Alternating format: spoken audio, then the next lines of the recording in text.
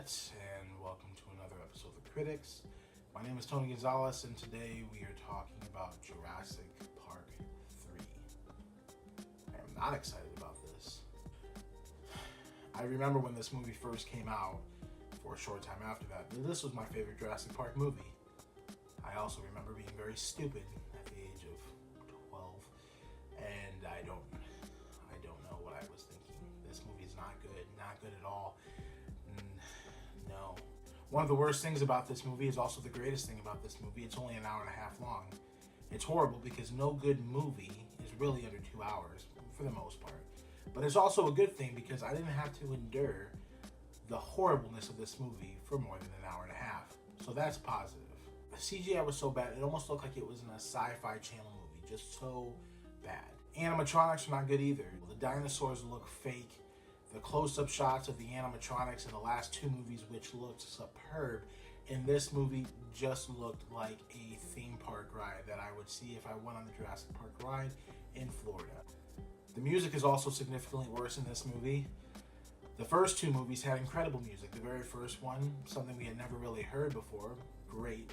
The second one took that, built on it a little bit, not too much better, but there were certain scenes where the music was spot on in that second one. This one just failed in every capacity. Even when they tried to go back and play the original theme song from the original movie, it just felt cheap and it felt dirty and it left me dirty and I wanted to shower after it. Probably the biggest problem with this movie is the writing. Just the way everyone is written is just not very good at all.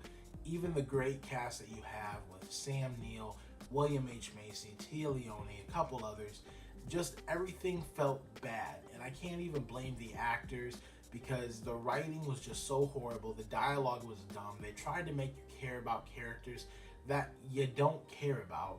Realistically, Alan Grant was one of, if not the best character from the original Jurassic Park. He was the reason why anyone would watch this movie. And then they wanted to focus everything about the Kirbys, which is Tia Leone and William H. Macy's characters. Everything was about them. Backstory was about them. Poor Sam Neill didn't get any type of character development. In fact, the only interesting thing that his character had was the fact that I was wondering why him and Lauren Dern were not together. They more or less were together during Jurassic Park, unofficially so, but then suddenly I don't know if she's married, but she at least has kids with this other guy, and they don't explain what happened between them. Horrible writing, though. Absolutely horrible writing. 16 minutes in the movie, you get the famed dream sequence. Alan Grant, portrayed by Sam Neill, falls asleep. He wakes up, doesn't know if he's in a dream or if he's awake. He looks over and there's a raptor looking at him and he goes, "Alan!" Anyway, moving on. Speaking of talented cast, you have Tia Leone in this movie. Now, I like Tia Leone. I've seen lots of movies she's been in, and I overall enjoy her. Granted, I sometimes confuse her with Marissa Tomei, but you'll forgive me. Now, the thing about her in this movie, she is horrible. She is god-awful. In fact, my wife pointed out to me last night that aside from the very first original Jurassic Park movie, the women in all of the other Jurassic Park movies, that would be The Lost World, this one, and even the following one of Jurassic World, which we'll talk about in my next review, they all are horrible. They are annoying, they are stupid, they are dumb. It really is a bad portrayal of a woman. I feel kind of bad because I hate them. I hate them all. My wife looked at me throughout numerous times of this movie and goes, "Please tell me she dies at the end." Sidebar, she's never seen this movie, thank goodness for her. But she was just looking at me. Does she die at the end? Does she die at the end? Does she die at the end? I would have been annoyed if I wasn't actually hoping that she died at the end, although I knew what was going on. No one in this movie has common sense. Again, going back to the writing, whoever wrote this movie needs to be punched in the throat. I don't know what they were thinking. This movie just, it doesn't make sense. Everything about this movie could come back to basic common sense. You have a family that wants to come find their son who has been on an island with dinosaurs who in two previous instances have been known to kill borderline everyone. This kid's been on here for 8 weeks, and they come to this island expecting to find this kid alive. Common sense. Now, I understand the whole you don't want to give up hope, you don't want to abandon him, but I love everyone in my family, but if they were trapped on an island for 8 weeks with dinosaurs by themselves, I'm going to call it a loss. Maybe that's cruel. Maybe not. It's just the way it is. Some things will never change. Oh yeah. There are a couple decent moments in this movie. Actually, I can only really think of two. The first one would be the original brief fight with the Spinosaurus and the Tyrannosaurus Rex. That was pretty cool. When it first popped up, I was like, alright, that's cool. And then 30 seconds later, it looked like a Sci-Fi Channel movie with the really cartoonish, as I mentioned before. I don't need to say it again. It was bad. But it had cool concept. Also, very cool scene. The raptors setting the trap, which I was praying was going to kill Tia Leone, but it didn't. But then snapping the guy's neck. Little brutal. Very kind of cool, though, in a dramatic way.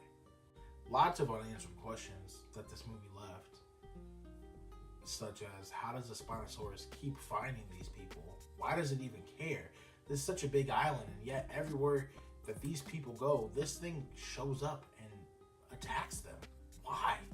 They have no real motivation. I didn't really agree with it, but at least in the second movie, the motivation was they had the T-Rex's kid. Okay, kind of makes sense of why it would want to go and kill everyone. I mean, I don't understand why they went in Jaws 3 with the T-Rex knowing what revenge is, but besides the point, this has no motivation whatsoever, and it's completely outlandish, and I just don't understand it. How does this kid live for 8 weeks on this island? He says that he didn't have any weapons. He said that he barely was scrounging for food. Like, how was he able to live? It doesn't make any sense whatsoever. Maybe an adult, I could somewhat understand them being able to do this. But he's like 13 years old. The kid could probably barely take care of himself if he lived in suburbia. And yet you're going to tell me he can live for 8 weeks on an island with dinosaurs? Okay, so officially this movie went from at one point in time in my life being my favorite Jurassic Park movie to not even remotely close being the worst Jurassic Park movie. In fact, I honestly think this might be one of the worst movies of all time. It was hard to sit through. Like I said, it was only about an hour and a half, and it was hard to sit through that hour and a half. I was uncomfortable. I wanted to shut it off more than once.